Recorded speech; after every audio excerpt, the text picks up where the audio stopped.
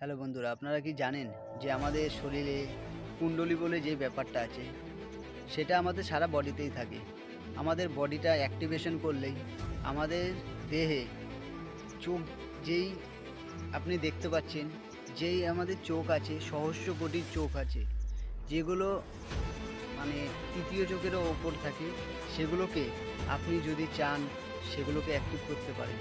আর তার জন্য অ্যাক্টিভ করার জন্য আপনার ভেতরটাকে ক্লিন করতে হবে প্রথমে। পরিষ্কার কিছু না করলে নতুন কিছু বসানো যায় না। তো সহস্র চোখ দিয়ে দেখার যেই একটা ভাবনা, সেটা আপনি পারেন আপনার এই তৃতীয় আই দিয়ে। যেই তৃতীয় আই আপনি দেখতে পাচ্ছেন। এই তৃতীয় আই খোলার জন্য আপনাকে প্রথমে আপনার ব্রেন পুরো পরিষ্কার করতে হবে।